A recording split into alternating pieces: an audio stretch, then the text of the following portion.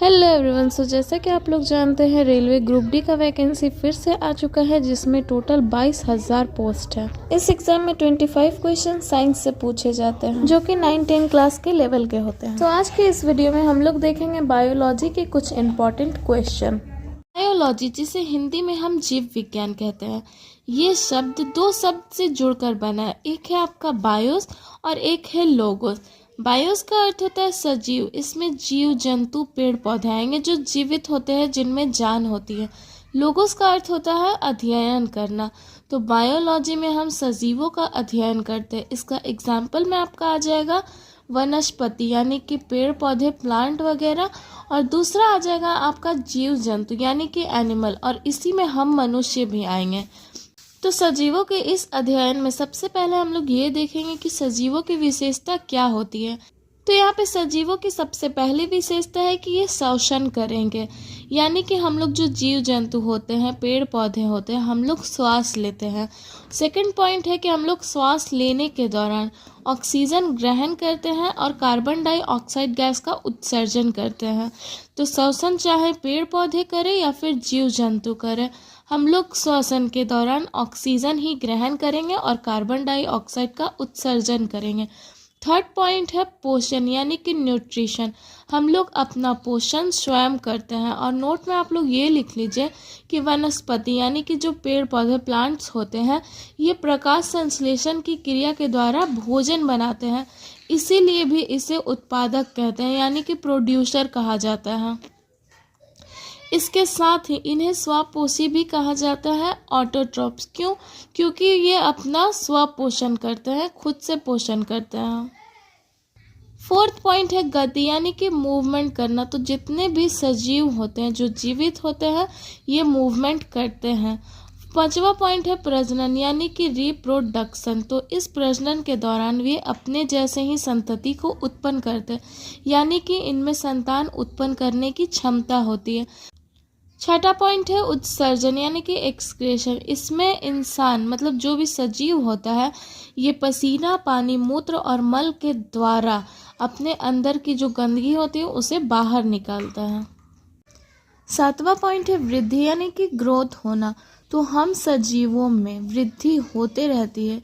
एक पेड़ या पौधा पहले बीज के रूप में काफ़ी छोटा सा होता है, फिर यह अंकुरित होता है और धीरे धीरे इसमें वृद्धि होकर वो पेड़ या पौधे का रूप ले लेती है। उसी तरह जीव जंतु और हम इंसान पहले काफ़ी छोटे से होते हैं, तब बोला जाता है कि 1 दिन के हैं, फिर 1 महीना, फिर 9 महीना, और इसी तरीके से वृद्धि होते रहती है और हमारी आयु बढ़ते रहती है। 8वां पॉइंट है निश्चित जीवन काल होना। तो हम सजीवों का निश्चित जीवन काल होता है, और एक कहावत भी है ना, जिसमें जीवन है उनका मरण निश्चित है। तो हम सजीवों का मृत्यु अटल होता है। ऐसा नहीं कि हम अनिश्चित समय तक जीते ही जाएंगे, हम लोगों का मृत्यु अटल होता है।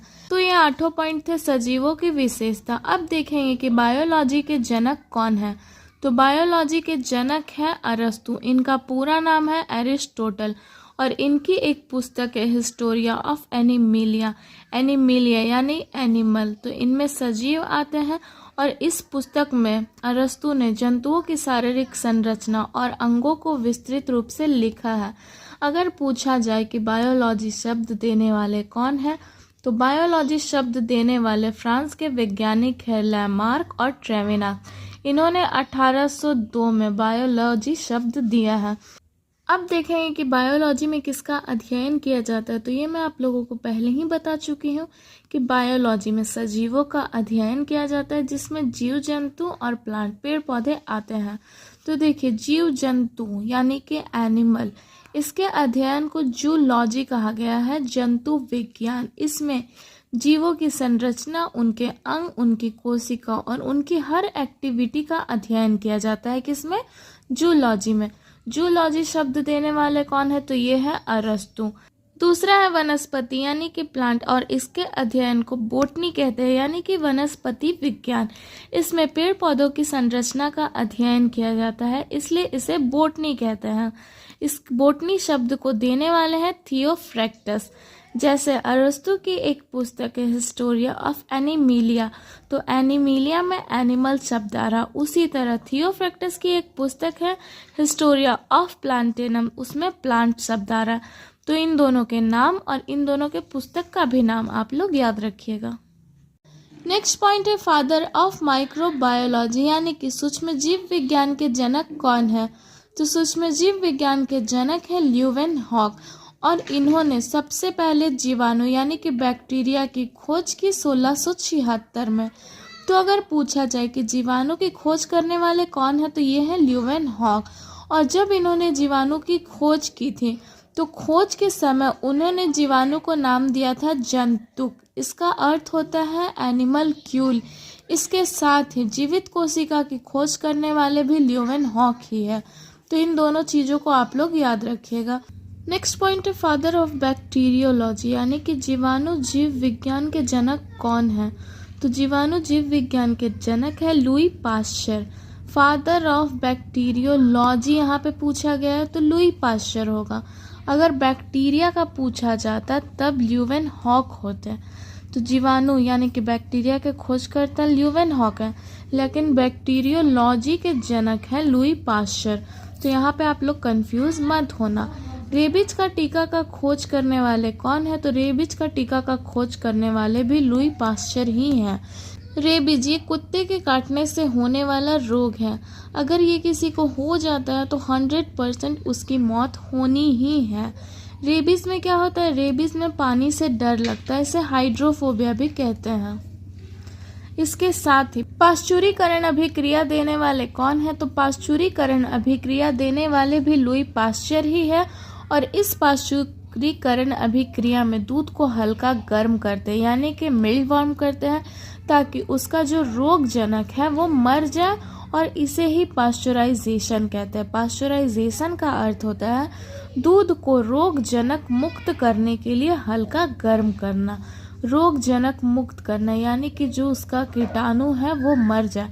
तो दूध को हल्का गर्म करने पर उसका कीटाणु मर जाता है और जो दूध है वो रोगजनक मुक्त हो जाता है। तो इसे पाश्चराइजेशन कहते हैं।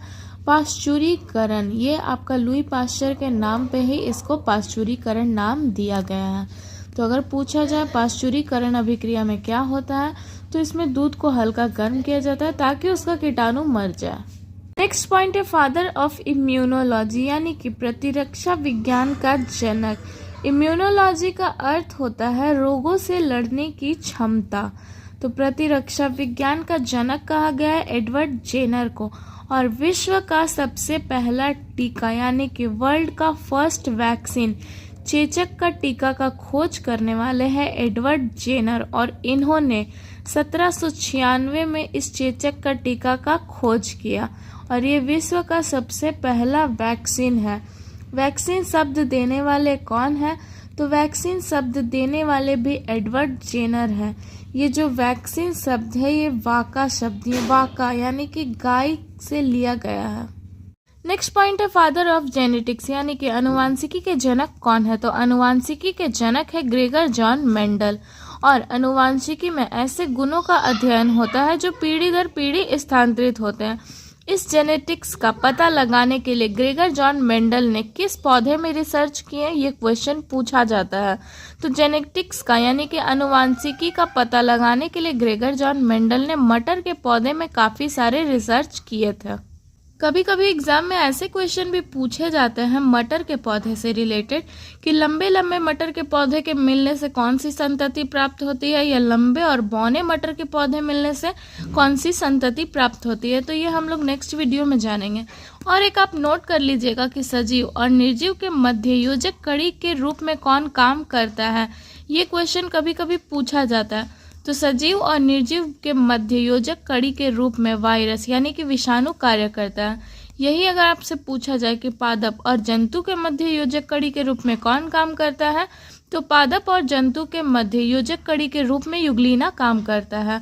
अब हम लोग अध्ययन से रिलेटेड कुछ ऐसे क्वेश्चन देखेंगे कि किसका अध्ययन किसमें किया जाता है। तो देखिए, एनाटॉमी में शरीर के आंतरिक संरचना का अध्ययन किया जाता है। जैसे एनाटॉमी में शरीर के आंतरिक संरचना का अध्ययन किया जाता है, उसी तरह हृदय के अध्ययन को कार्डियोलॉजी कहते हैं, पक्षियों के अध्ययन को ऑर्निथोलॉजी कहते हैं, कैंसर के अध्ययन को ऑन्कोलॉजी कहते हैं, कोशिका के अध्ययन को साइटोलॉजी कहते हैं। साइटो मीन्स होता है सेल और सेल बोलते हैं कोशिका को। नेक्स्ट है आपका कवक यानी कि फंगस का अध्ययन को क्या कहते हैं, तो फंगस के अध्ययन को माइकोलॉजी कहते हैं। शैवालों के अध्ययन को फाइकोलॉजी कहते हैं। ये दोनों क्वेश्चन भी बहुत पूछे जाते हैं। मछली के अध्ययन को कहते हैं इक्थियोलॉजी। कीटों के अध्ययन को कहते हैं एंटेमोलॉजी। तो इसको आप ऐसे याद कर सकते हैं, चींटी को एंट बोलते हैं और चींटी कीट के समान होता है, तो कीटों का अध्ययन एंटेमोलॉजी। एक है आपका जैविक समुदाय और पर्यावरण के मध्य अंतर संबंधों का अध्ययन को क्या कहते हैं, तो इसको इकोलॉजी कहते हैं। इकोलॉजी का अर्थ होता है परिस्थितिकी और इकोलॉजी शब्द देने वाले कौन है, तो इकोलॉजी शब्द देने वाले हैं अर्नेस्ट हैकल। तो ये है कुछ इम्पॉर्टेंट अध्ययन जो कि एग्जाम में पूछे जाते हैं।